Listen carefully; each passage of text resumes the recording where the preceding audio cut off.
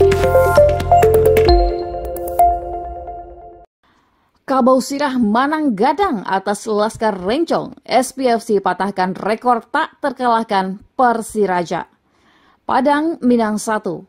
Tren positif terus dipertahankan Semen Padang FC, memainkan laga terakhir penyisihan grup di Stadion Haji Agus Salim Minggu 17 Desember 2023. Kabau sirah Manang Gadang alias menang besar atas tim tamu Laskar Rencong Persiraja Banda Aceh.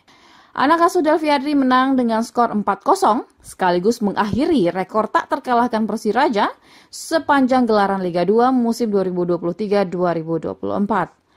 Kartu merah yang diperoleh Madon pada babak pertama memperburuk kondisi mental Laskar Rencong. 4 gol Semen Padang dihasilkan pada babak kedua melalui brace Ahmad Iwan dan tambahan masing-masing 1 gol dari Kenneth Ikecuku Ngoke dan kapten tim Rosat Setiawan. Usai laga, Delviadri dalam sesi press conference mengatakan ia sangat puas dengan kemenangan hari ini.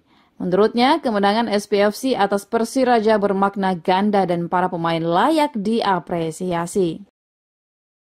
Media ofisial Semen Padang FC.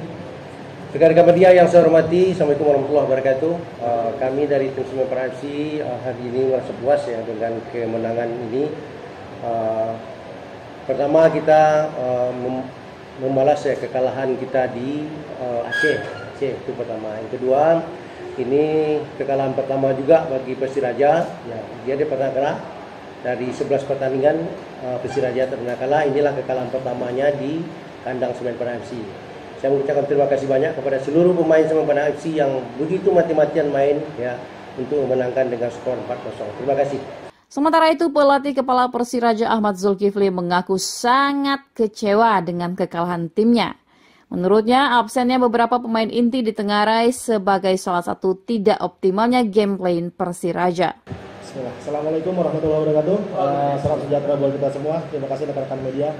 Pada intinya, partai yang sangat luar biasa buat kita, ada pembelajaran yang luar biasa.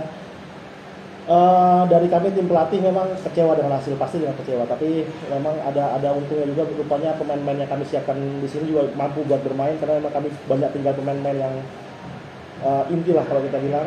Jadi ada pembelajaran terlepas di awal kita sudah sesuai dengan rencana, dan kita bahkan sampai menit 65 masih sesuai dengan rencana.